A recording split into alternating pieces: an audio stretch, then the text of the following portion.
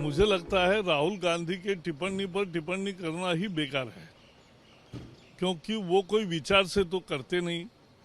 वो शायद किस ग्रह पर रहते हैं पता नहीं, और इसलिए अब अपने देश के लोकतंत्र की तुलना गद्दाफी और सद्दाम हुसैन से करना, इसका लोगों का जो वोट देती है 80 करोड़ जनता, उनका यह सबसे बड़ा अपमान है, देश का अपमान है। और गद्दाफी और सद्दाम जैसा केवल 2 ही साल इस देश में हुए, 1975 से 77 इमरजेंसी के दिनों में, बाकी कुछ भी दिनों में ये नहीं हुआ। ये दिन ही भारतीय जनता पार्टी ने निर्वाचन आयोग के सामने जाकर इस बात से कहा था कि जो चोट का उनने बहाना किया है, दुर्घटना है, इसकी जांच होनी चाहिए। और ये सच है, हर किसी के मन में एक सवाल आता है सुरक्षा को लेकर कि चीफ मिनिस्टर की सुरक्षा में एम्बुलेंस होती है, सुरक्षा का घेरे होते हैं। उस समय वो क्या कर रहे थे? जब ऐसी राजनीतिक दुराव की बातें चलती है तो ये बौखलाहट के अलावा कुछ और नहीं है। या तो आप सुरक्षा को सुरक्षा की तरह रखिए, पर उसका राजनीतिकरण मत करिए। तो दोनों चीजें उन्हीं ने की है, किसी और ने तो की नहीं। सरकार तो या पार्टी के लोग तो ये चाहते हैं कि भाई निष्पक्ष रूप से कार्रवाई होनी चाहिए।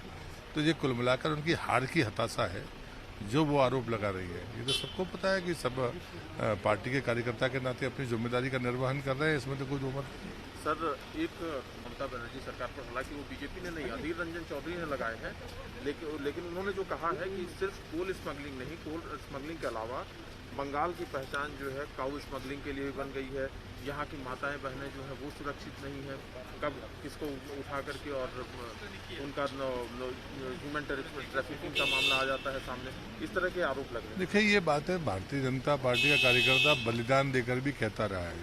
और मैं जहाँ पर हूँ, जो जिम्मेदारी मुझे है, मेरे पास है, जो जानकारी मुझे है, उत्तर बंगाल में जनता ने इन्हीं बातों का जवाब दिया है। गौ तस्करी हो, कोल माफिया हो, इस ढंग की जो बातें हैं वो उत्तर बंगाल में बड़े पैमाने पर होती रही है। और इसलिए जनता ने लोकसभा के चुनाव में वहाँ सफाया कर दिया है तृणमूल का। और इसलिए मैं ये मानता हूँ कि उनके जाने का समय हो गया।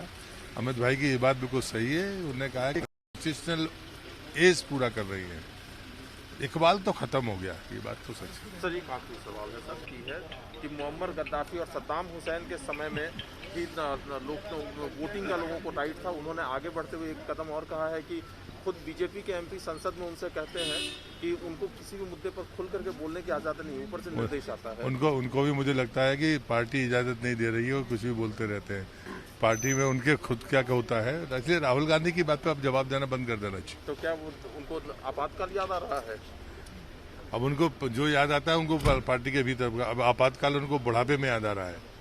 इतने साल जब तक वो जवान रहे तब उनको आपातकाल याद नहीं आया, तो ये चलती बिरिया में उनको याद आ रहा है आपातकाल।